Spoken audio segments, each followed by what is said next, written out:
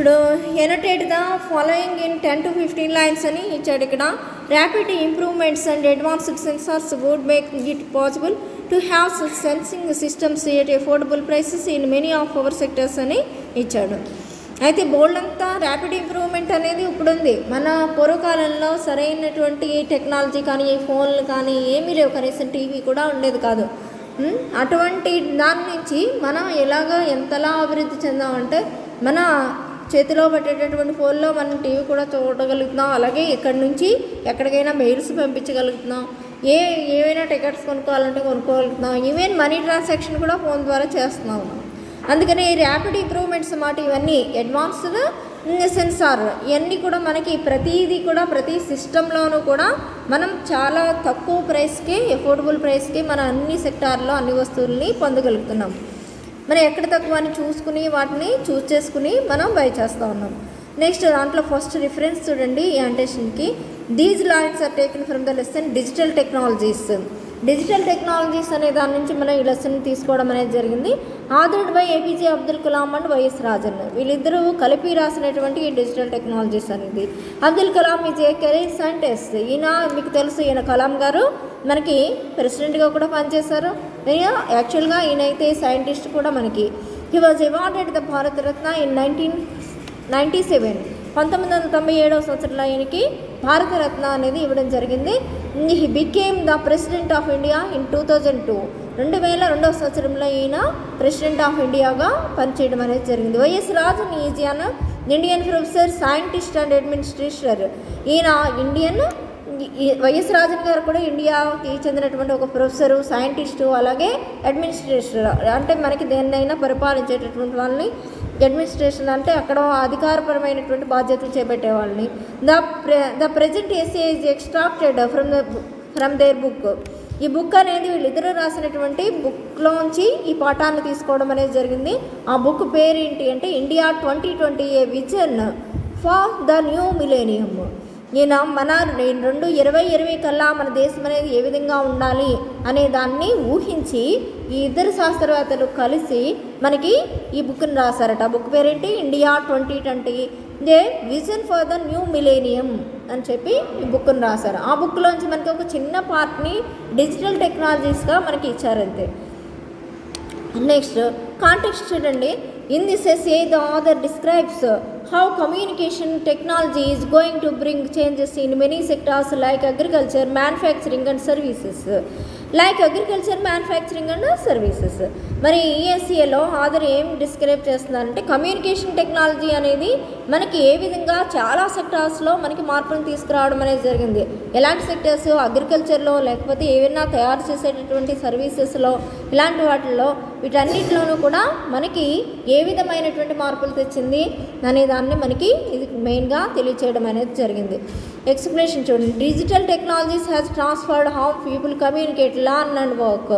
Digital technologies అనేది ఏం చెప్తుందంటే ఏ విధంగా మార్పు చెందారో పీపుల్ అనేది ఏ విధంగా కమ్యూనికేట్ చేస్తున్నారు, ఎలా నేర్చుకుంటున్నారు, ఎలా పనిచేస్తున్నారు, ఇదన్నీ కూడా మనకి చెప్పడం అనేది చేస్తుంది. ఇక్కడ processing and transaction in banking and insurance sectors are carried out manually.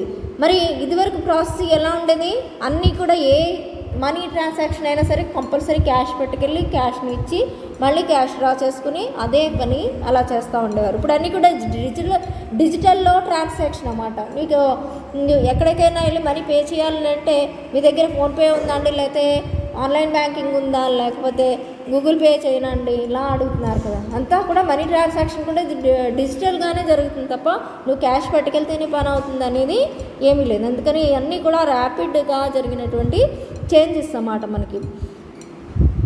Some of the modern technologies like ATM, automatic cheque clearing, మనకి చెక్ క్లియరింగ్ సిస్టమ్స్, అలాగే telephonic banking and credit cards and electronic fund transfers are being introduced in a small way and will be prevalent in most of the banks in the coming years. మనకి ఇక్కడ ఈ processing ఏముంది అనేది చూస్తే కనుక మోడర్న్గా టెక్నాలజీలో ఉపయోగించేది ఏటీఎం. మన ఏటీఎం కార్డుతో మనం ఏం చేస్తాం, మనీ డ్రా చేసుకుంటున్నాం కదా ఏటీఎంకి వెళ్ళి, అది ఆటోమేటిక్గా చెక్ క్లియర్ చేసుకునేది, ఎక్కడైనా చెక్ పెట్టి మనం క్యాష్ని తీసుకునేది. అలాగే టెలిఫోన్ బ్యాంకింగ్ ఇది కూడా ఉంది. అలాగే క్రెడిట్ కార్డ్స్, మనకి క్రెడిట్ కార్డు తీసుకుని ముందుగా అంటే ఇది అప్పు లాంటిది, సమయానికి మళ్ళీ కట్టేస్తూ ఉండాలి క్రెడిట్ కార్డ్స్.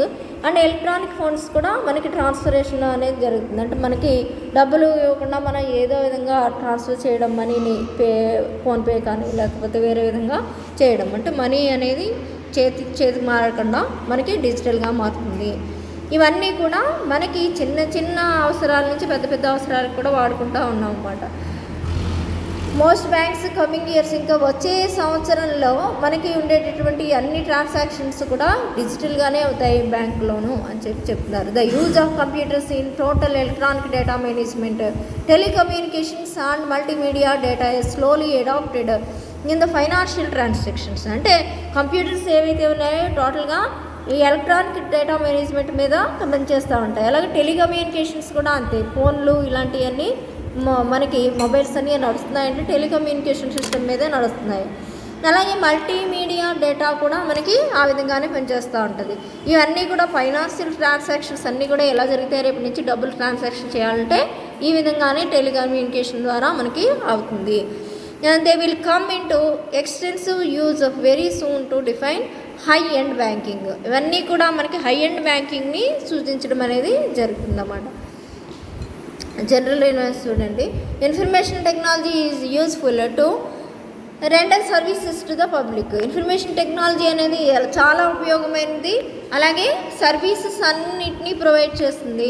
అలాగే digitalization of banking and insurance with the help of information technology has become a wild card entry and now it is a common phenomenon. ఇప్పుడు ఈ రోజున ఏమైంది, డిజిటల్ టెక్నాలజీ లేకపోతే డిజిటల్ బ్యాంకింగ్ కానీ ఇవన్నీ కూడా ఇన్సూరెన్స్ ఇన్ఫర్మేషన్ ఇవన్నీ కూడా ఏమైనాయి, మొత్తం అన్నీ కూడా చాలా కామన్గా జరిగేటటువంటివి.